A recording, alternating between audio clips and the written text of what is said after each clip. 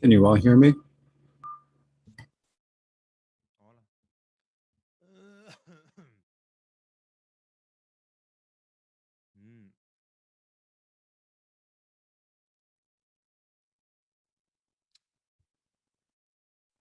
다 마하바라트 안에디 가르사데 라마야네 도지 대니버디 아니 펜준 총두르 제외입니다. Now, if we wanted to compare the Mahabharata and the Ramayana together or with each other,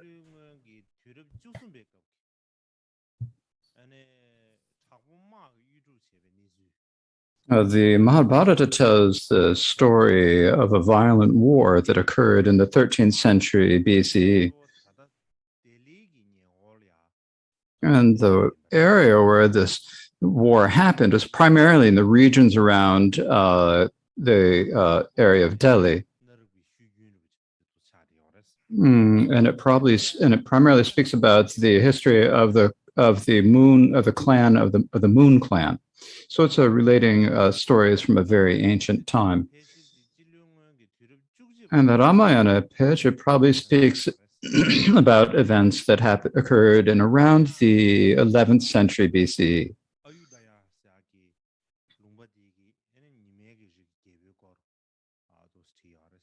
And it primarily speaks about the Sun dynasty, or the clan of the sun from the land of Ayodhya. So these two epics discuss the two great and powerful kingdoms in the eastern and the western parts of central India at that time. Now, in particular, think about the Ramayana.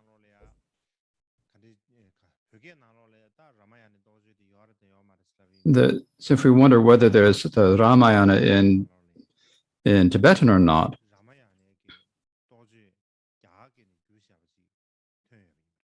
they discovered a translation into Tibetan of the Ramayana in the Dunhuang caves.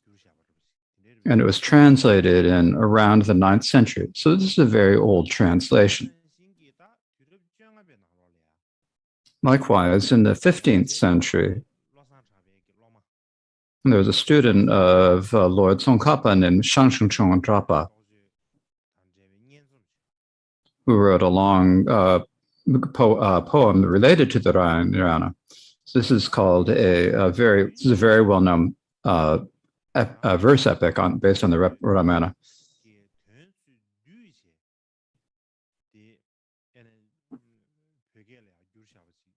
Later, the 20th century Gendun Shipel made a synopsis of the Ramayana and wrote it, but he didn't complete it.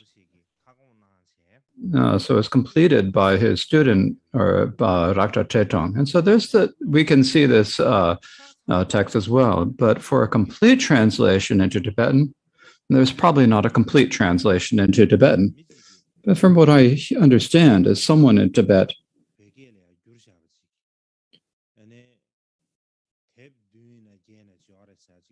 has translated the Ramayana from Chinese into Tibetan from Chinese, and it takes about 7 or 8 books, but I have not received a copy of it, so I cannot say much about it.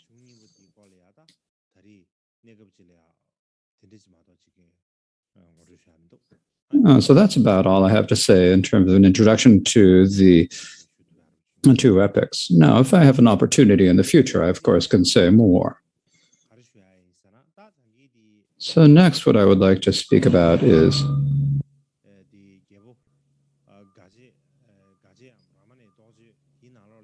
So in the epics there's discussion of the kings of the Sun Dynasty or the Sun Clan and the Moon Dynasty or Moon Clan. So I'd like to now speak about the Sun and Moon clans. Now these dynasties of the Sun and God Moon clans, so these are basically dynasties or royal descendants of royal lines. Now in India, there are texts called the Puranas, which were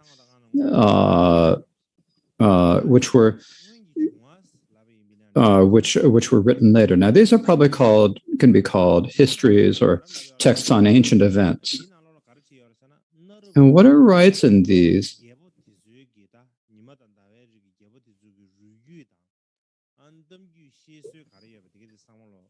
it gives all the oral traditions of the stories about the ancient kings of the Sun Clan and the Moon Clan and records them in writing in these texts called the Puranas.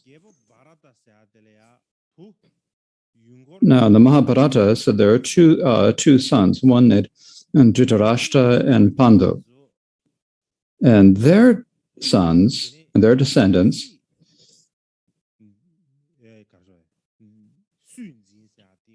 so the question, now there's a dispute between them about who should take over the kingship. And there was a war between the two of them.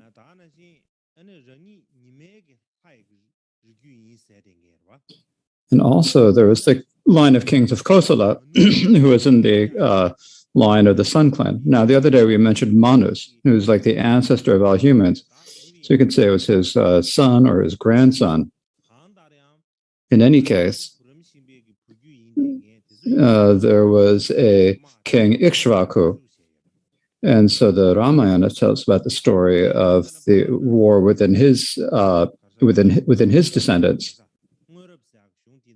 So in the Puranas, these histories of ancient times,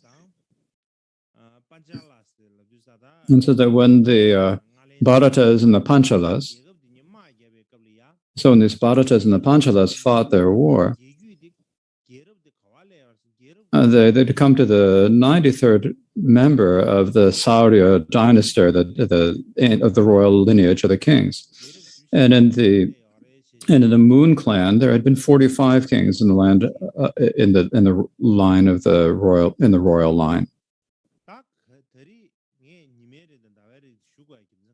Now, the reason I need to speak about these two lineages, the Moon lineage and the Sun lineage, is that in our Buddhist texts, the Buddha Shakyamuni is said to be in the royal lineage of the Sun Clan. And so for that reason, one name the Buddha is called by is the friend of the sun.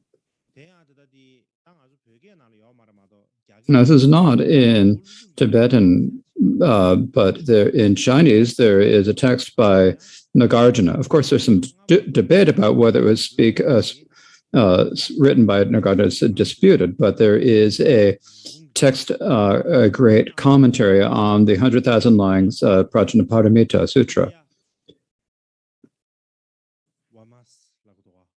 And there's a text in here of the Buddha said to be the friend of the sun or the clan of the sun, the Surya Vamsha. So the Surya is this. Some people say the Surya Vamsha. So the word is in Surya Vamsha. I said it's pronounced it incorrectly before. So Surya Vamsha is a synonym for the friend of the sun. Now in the Rig Vedas, the name of the sun god is Surya. And so the members of the Surya Vamsha, the sun family, are the descendants of the son of the god. And so the Buddha was born in this sun clan, in this royal line of the sun, and that reason why it's called the friend of the sun in the Buddhist scriptures. And this topic comes in there's a little bit about this in the original texts of Buddhism, or the old texts of Buddhism. In Pali, there is a text called the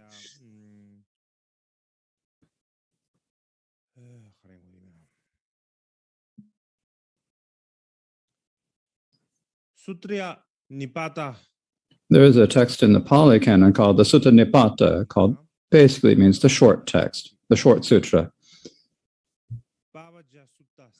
And there's also the Pabhaja Sutta, the sutra on going forth. And so in these two sutras,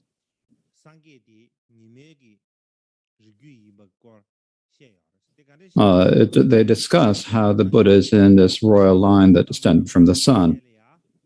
Because after after Gautama had gone forth, and he traveled from his homeland of Kapilavastu,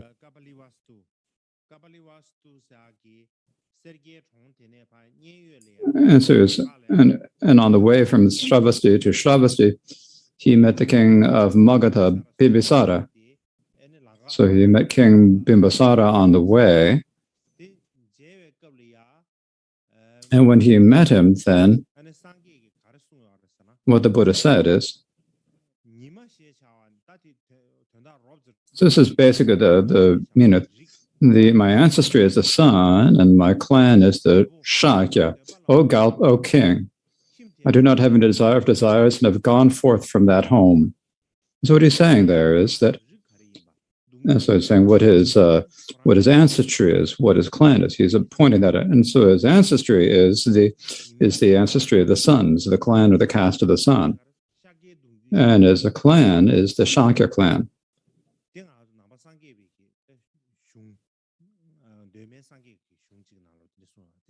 And so this is said in an ancient Buddhist text. And so his familial clan's name is the Shakya. And his ancestry, because he's called the friend of the sun, his ancestry is included in the Sun clan. So as I said before, this ancestry from the Sun clan comes from the king Ikshvaku. So it's Ikshvaku, and so this is in Tibetan. This is like the one of the sugar cane field. The cane is very sweet that you eat, right? So he's in the lineage of that royal line, descended from Ikshvaku, and the Buddha was born in that royal line. Now, the kings of the Sun lineage, most of their names, they're primarily farmers, and since they were farmers, their names are all related to the fields and the crops that they planted in the areas around their kingdoms. Likewise, the Shakyans were also farmers. So later, some scholars said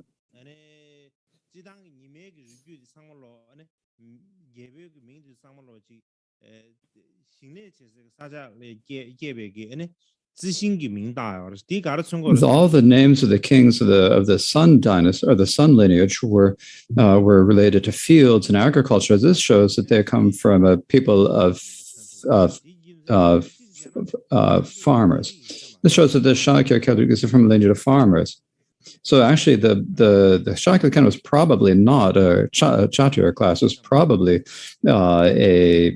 probably actually in a farming class.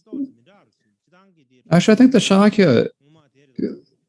Shakya clan is a little bit different. It's actually it was not a major kingdom, it was a minor kingdom. And their society is one where they actually worship the gods. Now, the Aryan peoples didn't really didn't worship goddesses much. Now, the indigenous Indian people, before the Aryan arrival, did worship goddess. Likewise, the Shakyans also worshipped the sun. So this is the society. And so for this reason, the Japanese scholar Miyasaka Yushu hypothesizes that so the Buddha was from the descent of the Sun clan, or the royal line from the sun, and he was born in a society where they worshipped worshipped goddesses, and in addition to that,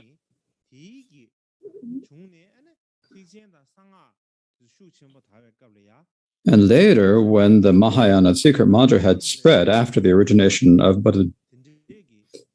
uh, Buddha, Buddha Shakyamuni was known as Vairocana. So Vairocana actually is a synonym for the sun. And so the reason why it was called Vairocana, or the sun, is probably for this reason, they say. So in the Mahayana, and in particular in the secret mantra, the Buddha is called Vairocana, and say that he's the essence of Vairocana, or a form of Vairocana. And the reason for that is because of the background shown in this history. So this is his hypothesis.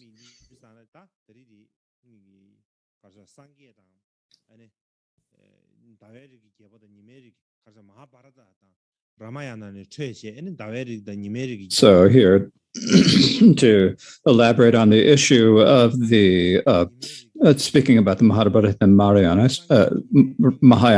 Mahabharata and the Ramayana, I've spoken about the clans of the sons and the kings, and therefore the royal lines of these, and speaks about that the Buddha was a member of the Sun clan, and so it gives the reason why the Buddha was called the friend of the sun, and so forth. And so that is why I gave that introduction. So next, I'd like to speak about a little bit more about caste. Now, the reason before this is I was speaking about the caste or the clan as being the Buddha, and the Buddha being in the Sun caste or the Sun clan. So I'm going to talk about the caste in India. So I think it's good to give an introduction to caste in ancient India. Now, it's well said, it's generally accepted that the Buddha is in the Kshatriya class. Now, of course, there's some that say he's not in the Kshatriya class, but in the Vaishya class. Now, I spoke a little bit about the topic of caste briefly, but I thought if I spoke about it a bit more in detail, it'd be good. And the reason for this is that, for the one thing, caste is very important in India.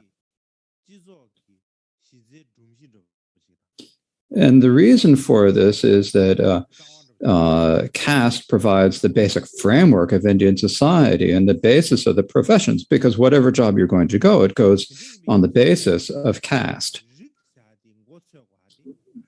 So for that reason, if we do not understand caste, then it's difficult for us to understand the situations in Indian society. To look at it from another angle, if we can understand the topic of caste and the importance, the situation of caste and the customs and the societal framework,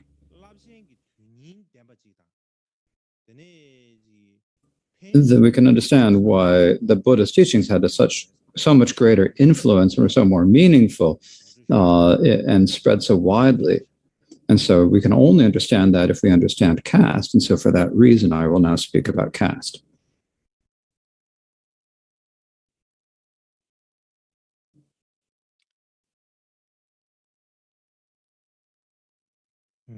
Now,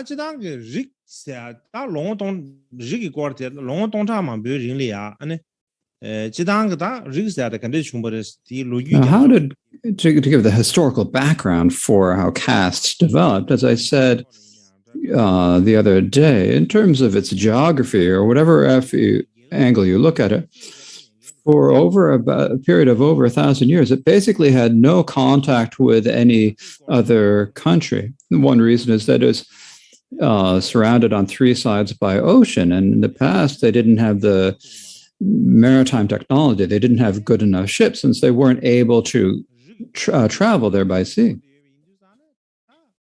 And so when and then the other sides are all surrounded by mountains, and so mountains are of course difficult to cross. And so basically, geographically, had very little contact or very few ways to make contact with other countries. So basically, for about 1,000 years, India had very little contact with other societies. And this is a situation that is actually relatively rare in world history. Now, this situation both had advantages and disadvantages. You can explain it in terms of its advantages and it's in terms of its disadvantage. So to speak about it from a positive angle, the weather in India is good, the land is fertile,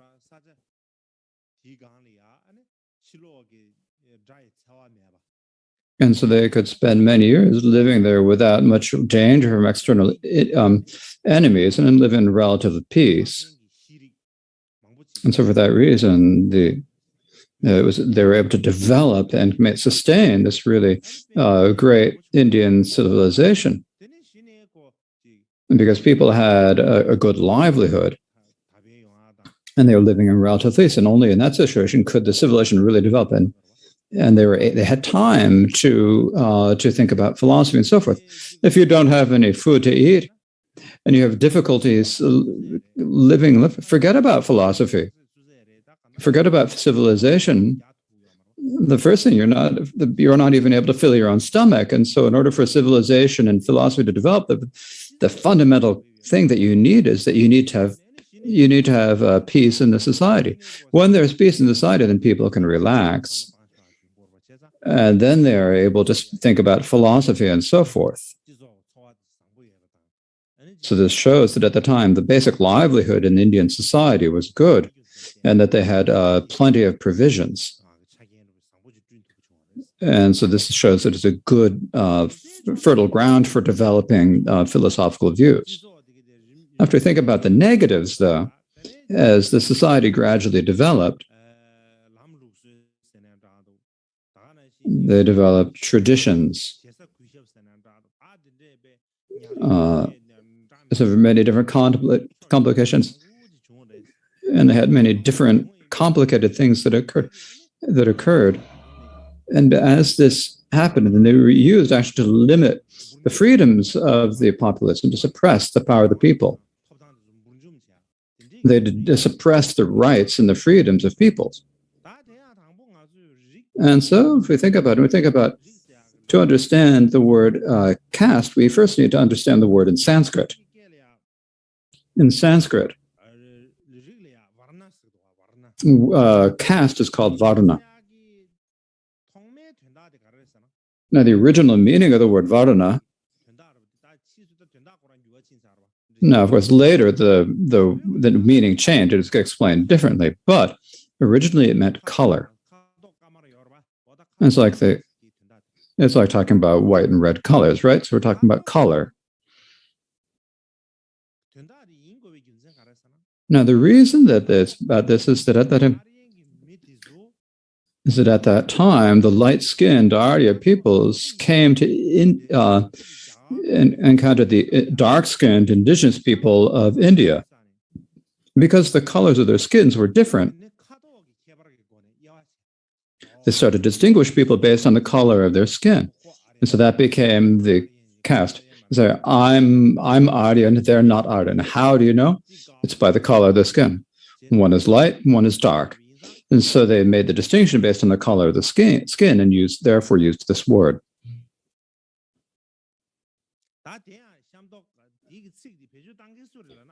And so who used this word? Is it the Aryan people used this word? The indigenous people didn't say, I'm dark-skinned. People say dark-skinned seems worse. They don't say that. So the people who are light-skinned later, the ones who are victorious, the light-skinned peoples who are victorious, used this as a name for the dark-skinned people.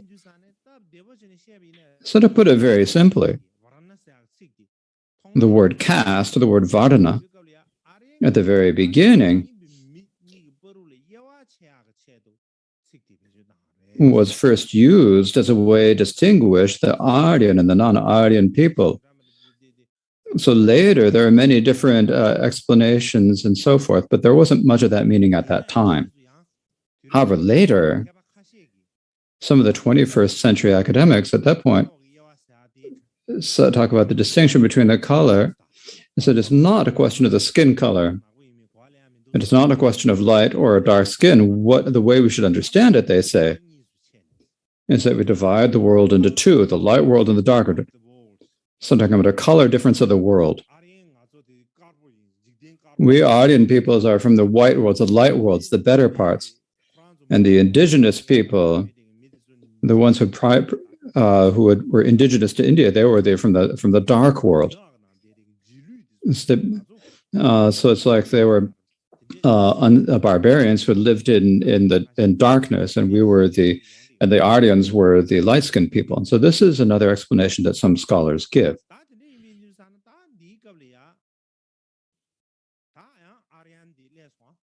So now we've spoken about the Aryans again, so now we have no choice but to speak a little bit more about the Aryan peoples. Now, the reason we need to say about the Aryan people is that so if we say, as I said the other day, where did the Aryans come from? They are peoples who came from Central Asia. Now, when they came to India, it wasn't a huge group of people all arriving at the same time. So they came as an individual's tribe coming over. Each group came, and they came over the course of several hundred centuries. It wasn't like tens or hundreds of thousands of people all arrived at the same time. So for that reason, when each of the tribes of the Aryans came, they aren't a single ethnic group. There are many different ethnic groups that all came in separate groups. Like for these days, when we Tibetans speak about, we call all Westerners foreigners. We give them the single name foreigners or Westerners, but actually within there are many different peoples, whether the Europeans, the Americans.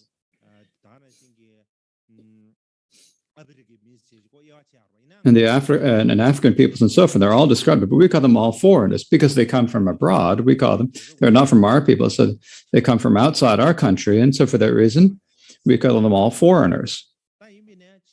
But actually, are foreign people just one ethnic group? They're not. There's no single group that's foreigners. Even within foreigners, there are many different ethnic groups. And similarly, within the Aryans is like an overall name. But even within the Aryans, there are many different peoples. So the Aryans were made up of many different ethnic groups and tribes, and altogether they are called the Aryan. So the Aryans are not a single people, a single ethnic group. They're not a single ethnic group. So now if we want to see, well, whose group are they included in? Well, scholars have a lot to say about this, but we won't speak about them now. In any case, when we speak about caste in India and we talk about an ethnic group, these are two actually very, very different. When we talk about the ethnic groups and we talk about the castes of the four distinctions of the four castes, they're very different, and we need to understand this. It's important not to misunderstand this. And the reason is that the Aryans are not a single ethnic group. Likewise, the Brahmanas and the Kshatriyas were not divided into different castes based on their ethnicity. So how is it they are divided into castes? How are the distinctions of caste made? Well, it's as I explained the other day. And so when during the later Vedic period, the Aryan peoples the different people had different occupations, and so on. Based on these occupations, the castes were developed. And so how is it that people were divided based on their professions? Well, those who did the offerings and sacrifices were the Brahmins. The kings and the soldiers were called the Kshatriya. And those who did the productive jobs were all called the Vaishya. Now, they're all Aryan peoples, and then there are the non-Aryan peoples, and they were called the Shudras. They were given the name Shudras. And so they were then basically regarded as inferior for their entire lives. So that is what happened. They were regarded as inferior.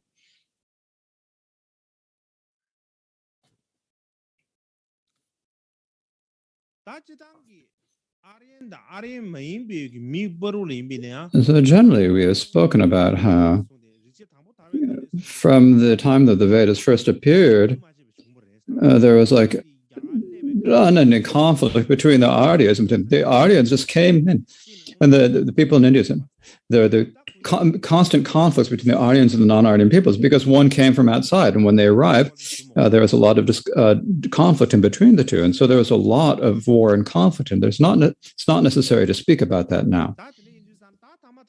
And so at the very end, what happened is the Aryan people became very strong in India, and so gradually the distinctions in caste began. But when the distinctions in when the caste system first developed, there first were the names of the caste, the Brahmins and Chatra and the Vaishya classes. But at that point, the caste system and the rules of the caste system were not yet clearly defined. So when was that distinction made clearly? It was at the end of the Vedic period. As the Vedic period drew to a close, the distinctions in the castes grew sharper and sharper.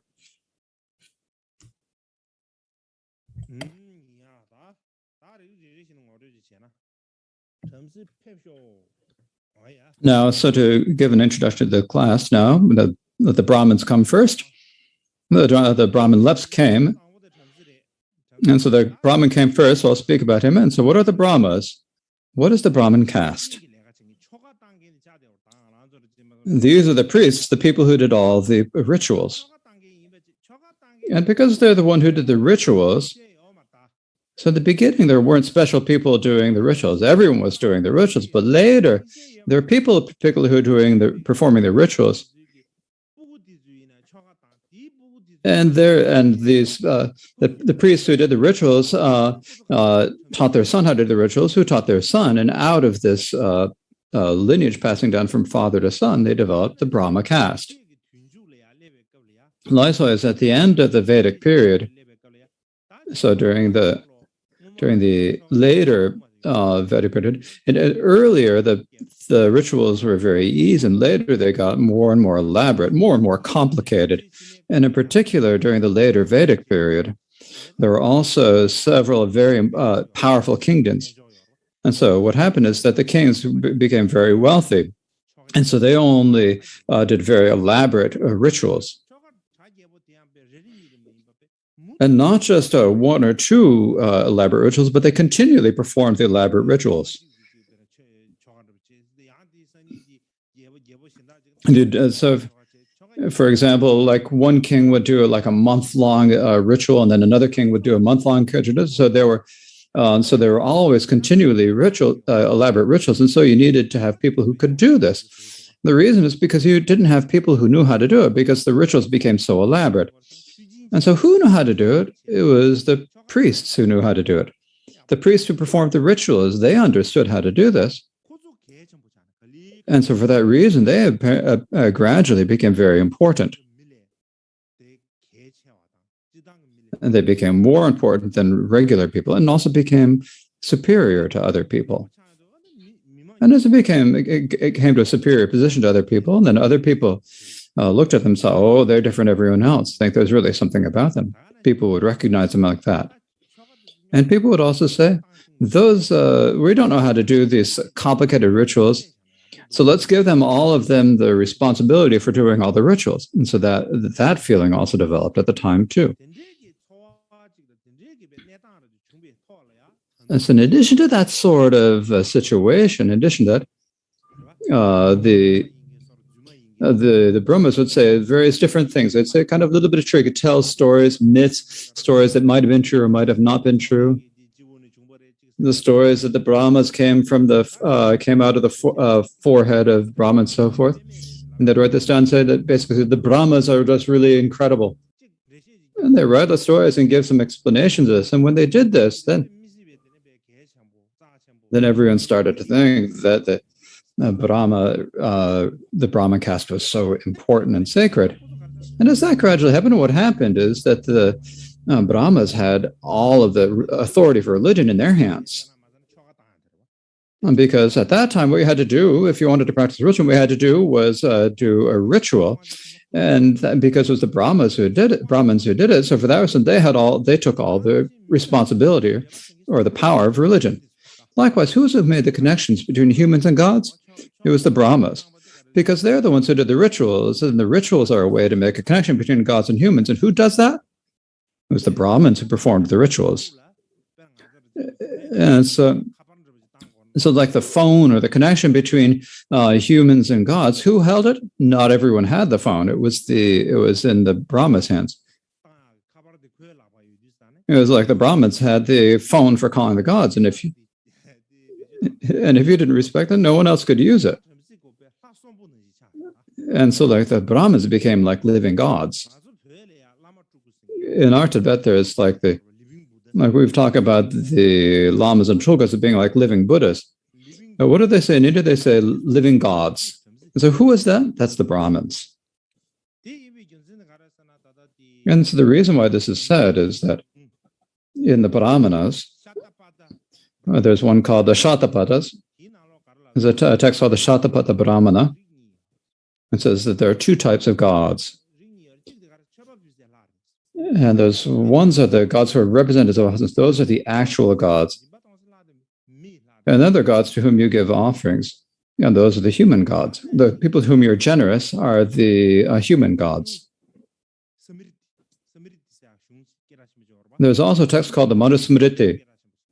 This is a very well-known text. And what it says in this, whether they educate or not, the Brahmins are great gods.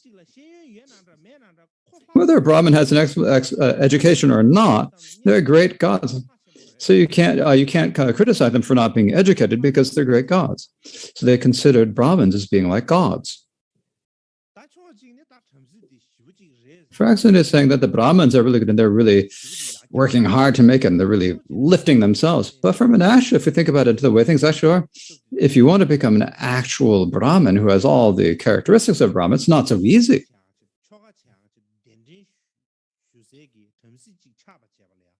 In order to become a Brahmin who people would be able to be invited to perform rituals, you have to have many different qualities. The first thing is you have to have a good voice because you have to recite the text. If you're going to recite the Vedas, then you have to have a good voice, like our chant masters, the Umzes. Now, the second thing is that you have to have a good complexion, a good figure. Someone who, when you look at him, looks good. It's like someone who's kind of bent and crooked. Now, the third thing you need is not someone young. If someone's too young, think there's someone who's too young, they don't know what they're doing, they don't have experience. You need someone who's come to a certain age. Now, the third thing you need is someone who's got an education.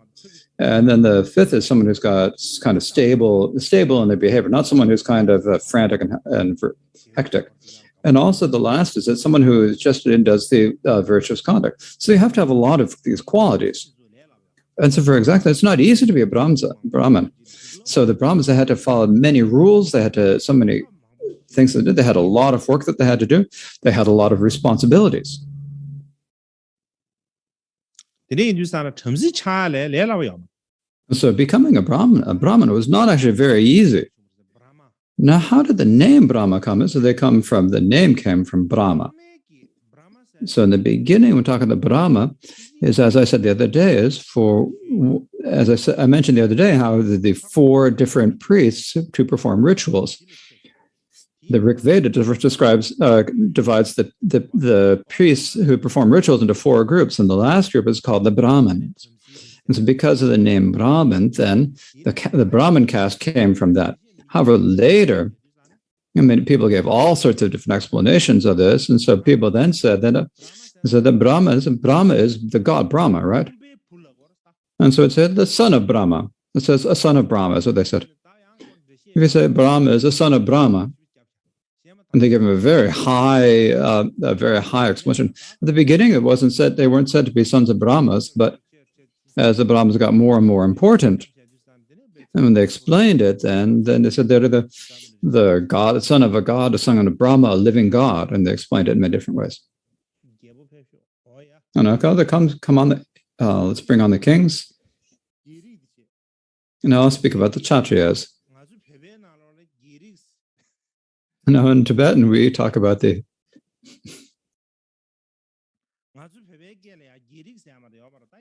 We say the royal caste, but actually in the Indian languages, they call it Kshatriya. They say the Kshatriya caste. The Kshatriya doesn't mean only the king. It also includes the kings and the ministers and the soldiers and so forth. Basically, the kings and the ministers. Now, the reason why there had to be a Kshatriya caste again, was because of their different responsibilities and different occupations. In the early Vedic period, there wasn't really any particular Kshatriya caste. But there were kings at that time. But when people would say kings, but it's really just like, it's just like the leader of a particular tribe, the chief of a tribe, the person who protected a clan or a tribe. It wasn't like a big, powerful king like they later became. But later, as the Aryans moved from the Punjab down to the area, the Ganges River Valley, and their population grew much larger. And the areas grew much larger and larger. And so as the power of the chieftains grew larger and larger, so as the area grew larger, the power grows better. They had more people to look after, and so they had more and more power. And so, in comparing to regular people that a higher status or higher rank, so this is the beginning of the Kshatriya caste. Now, the word Kshatriya caste. Now, the word Kshatriya comes from the word that means power. So basically, means someone who has the political power. And the reason why this is said, though, is that because these are the people who had the power, because the Kshatriya class was primarily the kings and the soldiers. And so they exercise the political power, and they're the ones who engaged in military activities. And so because of this, they had great power.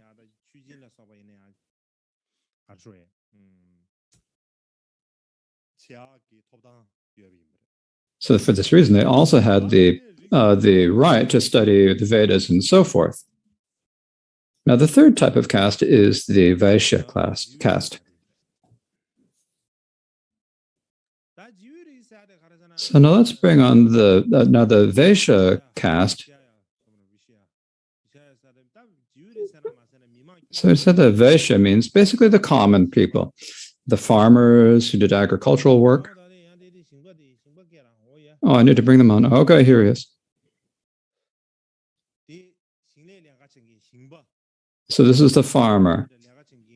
And then he also had the craftspeople who made various trades, and then also the people who engaged in commerce or in trading. So basically the people who did all the productive trades. And so where the word comes from, it comes from the root vish, which means people or subjects or common. So basically it means the same as what we say for common people today. So it's understood as meaning the ordinary people. Now, yesterday I spoke about the Shudras, and these are like the serfs or the slaves. Their response was to be the servant to the other three castes, the Brahmins, the Kshatriyas, and the Vaishyas. So basically they were the servants. They're also called the Ekachati, the single birth ones, because later they gradually their rights grew less and less, and so they had no right to practice a religion. And because of this, they're called the single birth. They only had the opportunity to take a human birth. They didn't have the right to do religious work, so they're called single birth. The other three castes had the right of achieving a human birth, and in addition, they had the right to practice the religion. So they're born into two lives. One is they're born into the human life; they're born to the religious, so they're born twice. But the Shudras were only born once, and they had the human life, and not just any human life, but a bad human life, where they're always servants to the other people.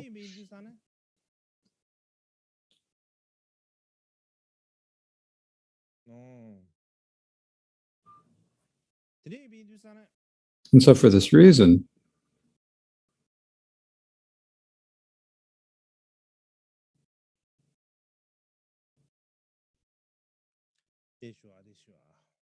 Please wait a moment. We've got a little problem.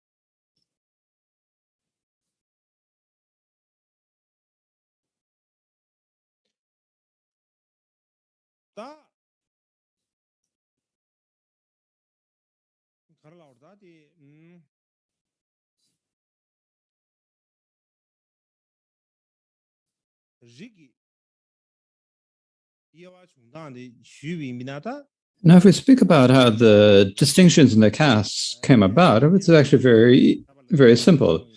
Because of the division into division of labor into different professions, then the castes arose from that.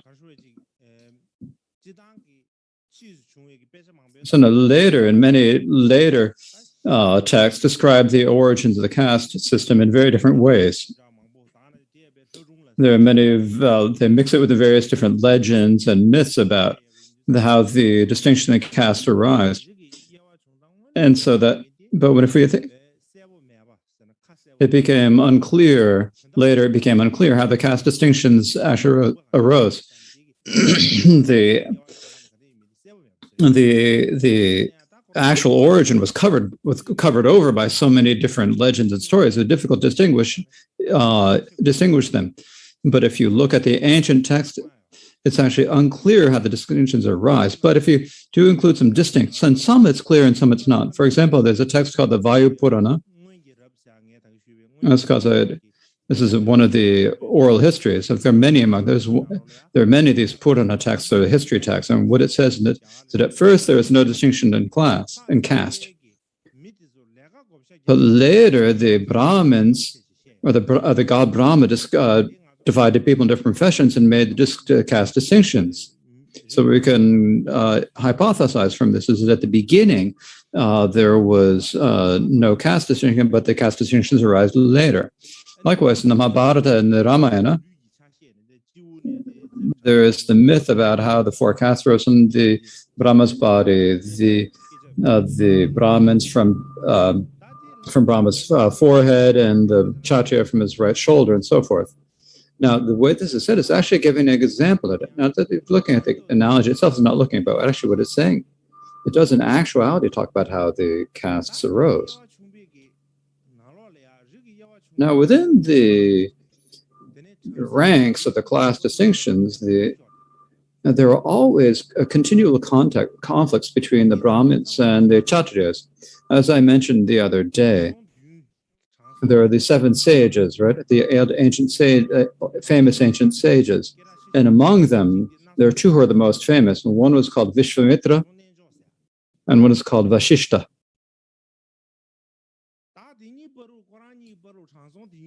And so there's a lot of disagreements between these two sages. There are many debates or conflicts between the two.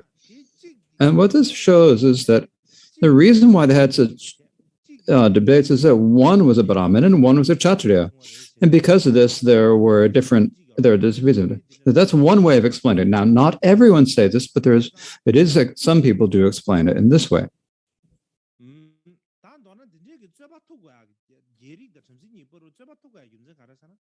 So the reason why the disputes arose between the Kshatriyas and the Brahmins is because the Brahmins had put themselves in the highest position, in the supreme position. That's what they thought. But the Kshatriyas had great power, and so because they're struggling for power.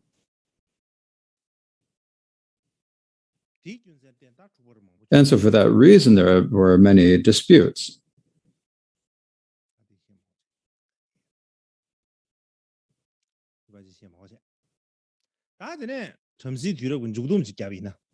So now I'm going to give a summary of the Brahmanic period. It's better to talk about the summary of the Brahmanic period.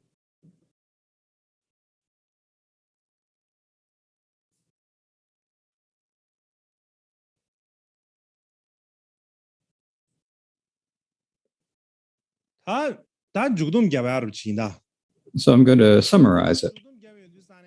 And to summarize the Brahmanic period,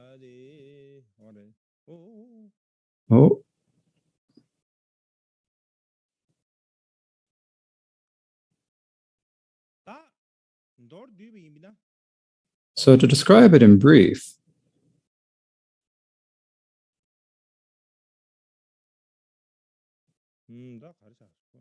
what happened?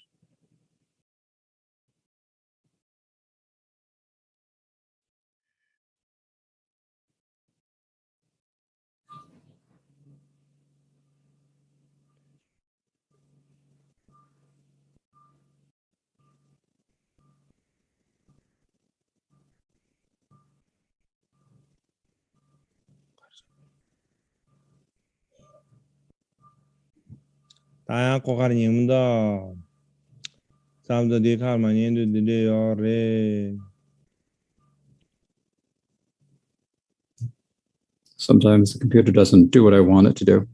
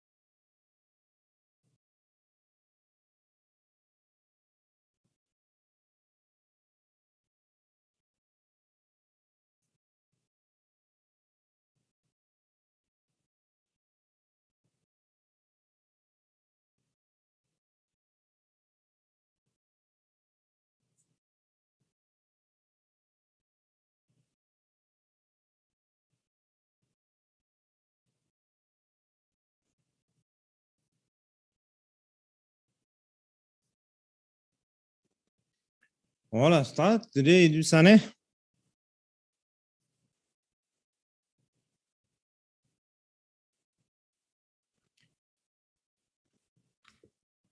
So now I'm going to give the summary of the Brahmanic period. We need to wrap it all up, right? So the summary is basically this.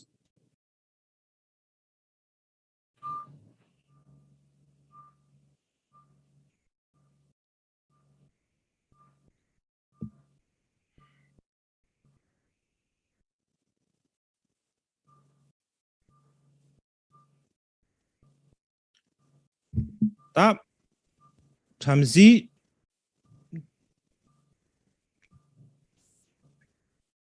뒤럽사나라도 깝디두산 다 So 간다. if we talk about the Brahmanic period or the later Vedic period,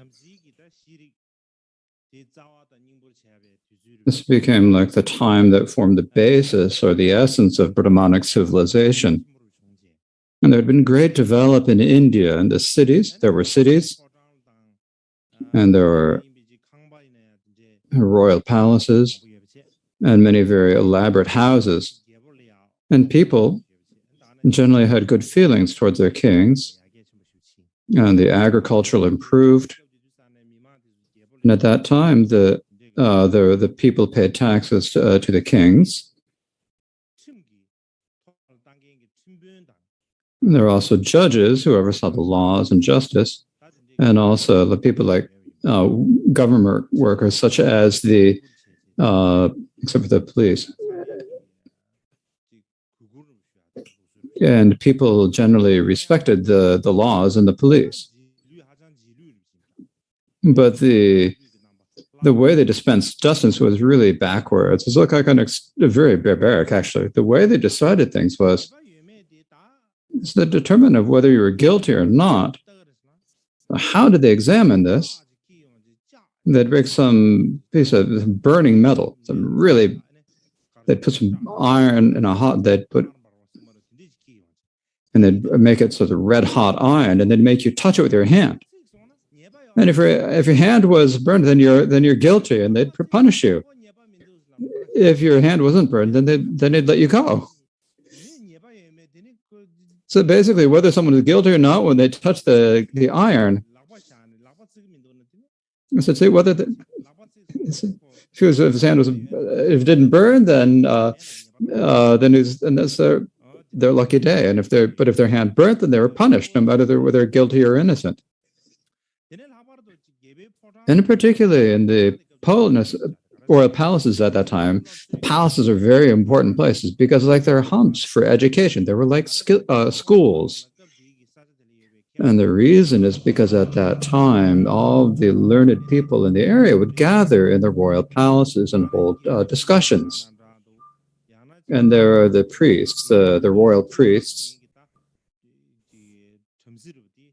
And there are the Brahmas, who are the Purohitas, the Brahmas, who are the royal priests, whom the king had great faith in. These had to be people who had to have great education, and so they also had did a lot of work to increase people's knowledge and education. Sometimes also the kings would hold large conferences, and they'd invite many different scholars from many different areas of India. They'd have these great conferences, and the topics of the conferences are like about rituals, about consciousness, like how does it go to the next lifetime, and so forth. When we talk about a God, what is the nature of a God? What is the God? What is the nature of the world? And they would investigate this and debate this. And it wasn't just in the palaces. The priests who did the sacrifices also had their own individual schools, and even sometime within their own household would give education also.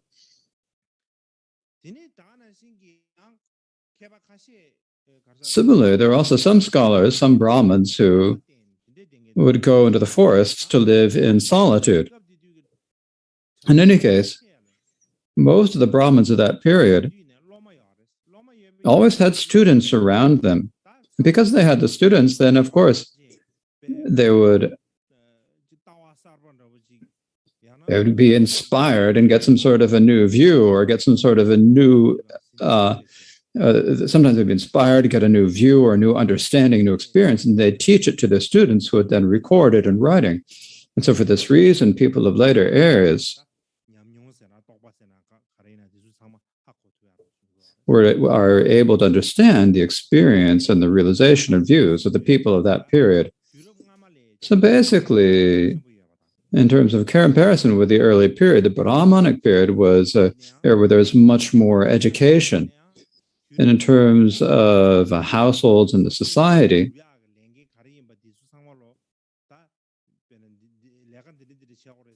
the distinctions in labor and responsibility were much more clearly defined. Because the distinction of caste was so clear, people could really clearly know what job one was responsible to do. And so for that reason, the civilization improved greatly. It was a very good situation in the society. Likewise, the Brahmins, the Kshatriyas, the Vaishyas, no matter what level they were, if they were young, they all had the right to receive an education. And the women also had very good rights at that time. For example, the women also were able to, if the father died, the women were able to inherit the household finances. Likewise, women were allowed to participate in rituals.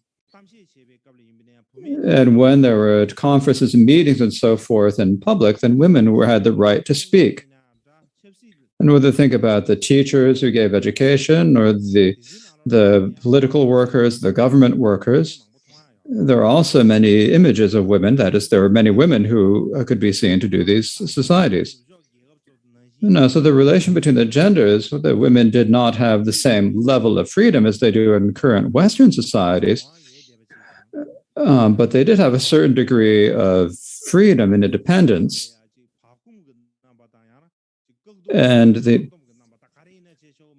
And it wasn't such a conservative, repressive society where you weren't allowed to do anything and everything was prohibited. It was a rather looser society. So, of course, there were the distinctions between the four castes, but if you compare it to later times when the various different philosophies appeared, there were the distinctions between the four castes, but there were not so much disregarding or viewing other castes as being inferior or superior. So later it got worse and worse and worse as the time went on. It became more and more confining and got very difficult. And like also women's position also got worse and worse over time and became a very difficult, bad situation. But at that time, it was really pretty good. And so that's how it is. And so that is what I have to teach for today. So now we'll recite the dedication prayers.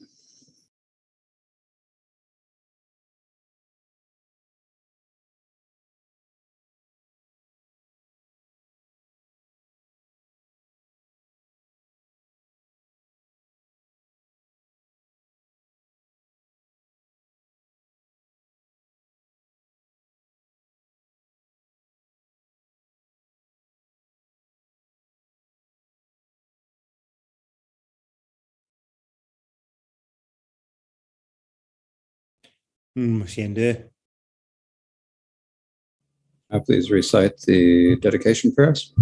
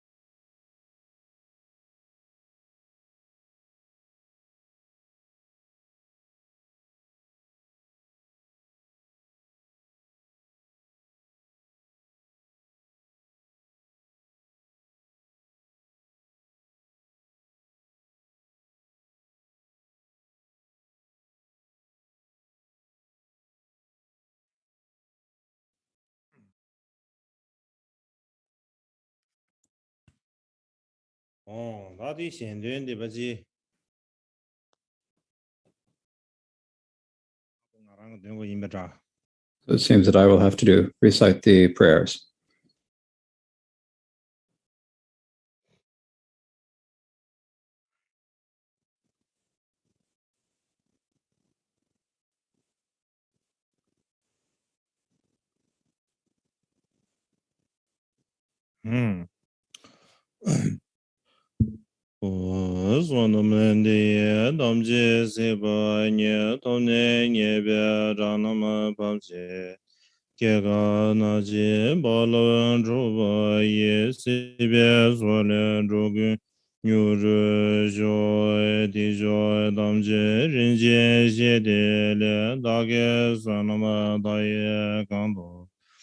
天主君的joy当别觉人间之美没别的gy如己世界本主马律中原呢都别点吧有人呢吧定心这边给我当班本主给有人晓得说예근 이제 라조 가마 바 예근 제레 제드 가마 예근 논조 왕그라 가마 바 오겐 론데 제레 샤데 예근 이제 라조 가마 바 예근 제레 제드 가마 예근 논조 왕그라 가마 바 오겐 론데 제레 샤데 Gegen izi razo gama ba gegen jele jede gama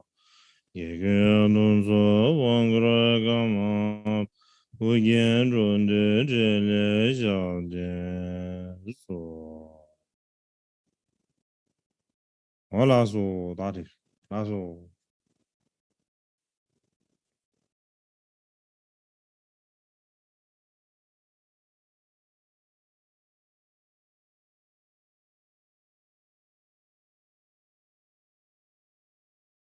Recording stopped. 多年年别长那黄金，这个安杰